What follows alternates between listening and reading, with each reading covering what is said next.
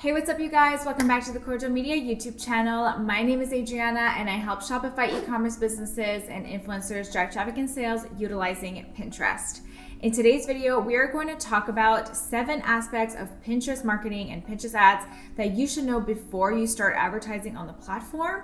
So like that, when you do start to advertise, there are no surprises and you are fully aware of how the Pinterest platform works for your business. But before we dive in, don't forget to hit the big red subscribe button and to hit the bell to be notified every single time I post a new video here on the Kordial Media YouTube channel. Without further ado, let's dive into the video. So the first thing that you should know is that Pinterest is a first click model, not a last click model like a lot of other ad platforms. A first click model means that Pinterest attributes sales to itself even if all the pinner did was click on the ad and didn't actually check out, but ended up checking out from a different platform. So that's something to keep in mind when you are running Pinterest ads, because it may or may not affect your sales and your ROAS and the stats that you see on your Pinterest dashboard. One thing that you can do to kind of troubleshoot the first click model is to use Utm codes.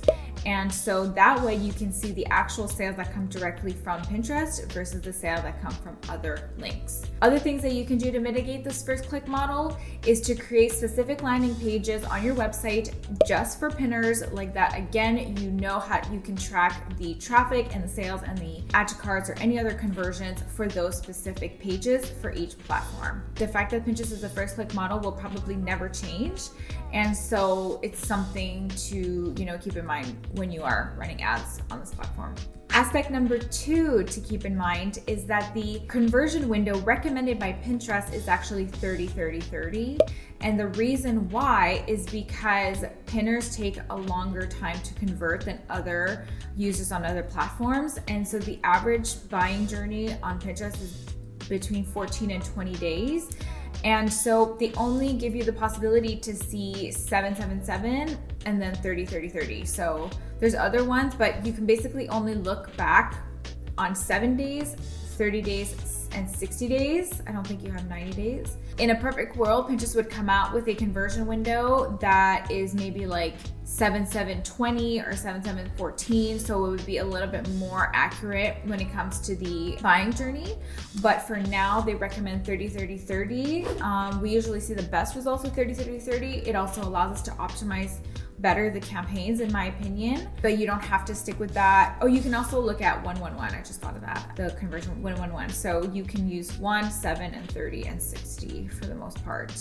Something that you can do is actually request a conversion analysis report on your ad account. You have to ask Pinterest for that though. So if you know the email of the Pinterest rep associated to your ad account, you can contact them and they're the ones who are able to run a conversion report like that for you. But if you don't know the rep, then you can either stick to 30-30-30, or if you really want to compare platforms, you can do 7/7/7 or whatever window you prefer. The only thing is that, like I mentioned in the first aspect, is Pinterest is a first click model. So looking at a 7/7/7 window on a first click model like Pinterest versus a 7/7/7 window on a last click model like Facebook does not give you this. You're kind of comparing apples and oranges. And so like I mentioned about the UTMs and the landing pages, those are probably the 2 best ways to actually compare the platforms against each other. I know a lot of my clients right now are using Triple Whale. They really like Triple Whale. If you're on a Shopify store, it gives you a bit more accurate data. Apparently, do we really know? We'll never really know. But that is something that you could also implement in your business to see what the data is really reporting on that end. Aspect number 3 that you should be aware of before you run promoted pins is that the learning phase on Pinterest ads is 14 days from launch. And then when you optimize after your launch, after the learning phase is over, you should be optimizing no more than, twice a week. But in a perfect world, Pinterest would ask you actually to wait 14 days in between each optimization. That's quite a long time. I like to optimize between 3 and 7 days, in that range. So either once a week or twice a week. And usually I will split it again after the 14-day learning phase is over for the ads. I will then start to look at optimize my ads on Mondays, and then on Thursdays I like to do creative refreshes if needed. So that's kind of how I like to optimize, and I find that doing it that way helps the algorithm along with the campaigns and the conversions without resetting the campaign every single time you're doing optimizations. So you reset campaigns. You can do optimizations without resetting campaigns. The way you want to do this is by firstly making sure you're not doing more than 3 changes per campaign each time you optimize. That's the first thing. And the second thing is increasing or decreasing the budget by no more than 30%. So if you keep to that 30%, you will not reset your campaigns. If you exceed that, then you will be resetting your campaigns, and then it's a new learning phase. And it just kind of, I find, does the opposite of helping your campaigns if you're doing these extreme changes very, very frequently. So just something to keep in mind. If you're wondering actually how to optimize your promoted pins, you can download my free guide in the description box below. It'll teach you different scenarios and what to do in each scenario, so like that you're not totally lost when it comes to optimizing your ads on Pinterest. The fourth aspect to keep in mind when it comes to running ads or actually even running an organic strategy on Pinterest is that monthly views ebb and flow, and it is inevitable that they will ebb and flow. So even if you were to hit, 10 million monthly views, or, let's say you went from 1 million to 6 million monthly views, you can't actually expect your monthly views to stay at that same number for years and years and years. They fluctuate. I've seen accounts go from 300,000 up to 2 million monthly views, back down to 1 million, even back down to 500,000, up again to 3 million. I've seen accounts also stay more consistent, and hover between 4 million and 6 million. And then I also have seen accounts stay above the 10 million. But it just depends. I've also seen accounts never grow. I've seen accounts stay at the same 200,000 monthly views for months and years even. And so it's part of a Pinterest strategy, whether it be paid or organic. It's something to, always keep in mind when you're running Pinterest. And it's maybe a KPI that you may not want to pay attention to depending on what you're using Pinterest for in your business. You can obviously track outbound clicks, traffic, you can track pin clicks, maybe you can track saves and things like that, idea pin impressions.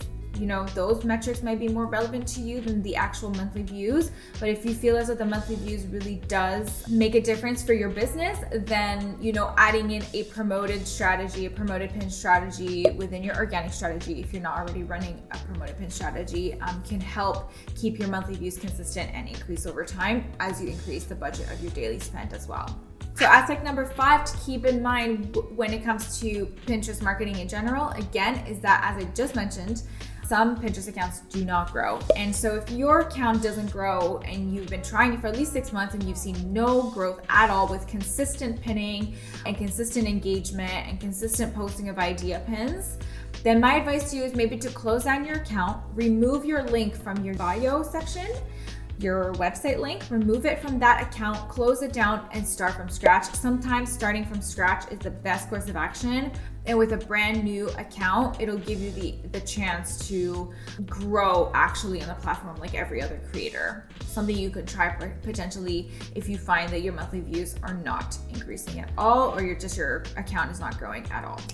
Aspect number 6 to keep in mind when it comes to your Pinterest marketing is that pins can take months and months and months to get indexed in the algorithm, gain impressions, gain saves, and then become viral. So you cannot expect a pin to be posted one day and get, 20,000 impressions overnight.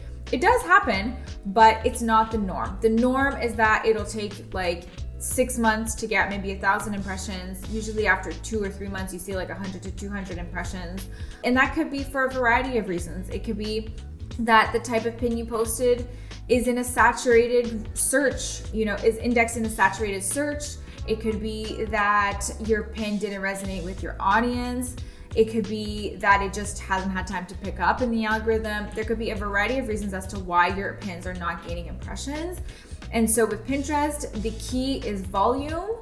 So you want to pin often, pretty often and frequently. You don't want to repin the same content, and you want to make sure that you have, fresh content almost every single day, or if not really even every single day if you can.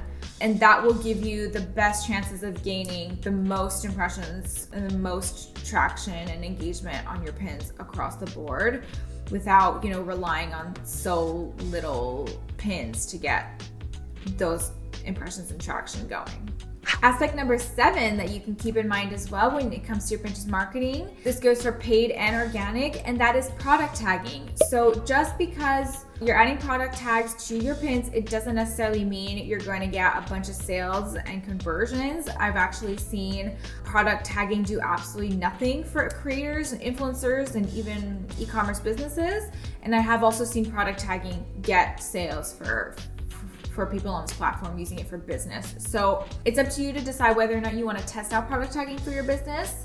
It's very time consuming to add every single product on every single pin just for people to shop. And people are interested in shopping, but at the end of the day, you have to see whether or not it's worth your time to do it, to test it out, or if it's maybe a project that you're gonna put on the back burner for now. In my experience, I've seen e-commerce businesses get the most sales from running ads as opposed to product tagging.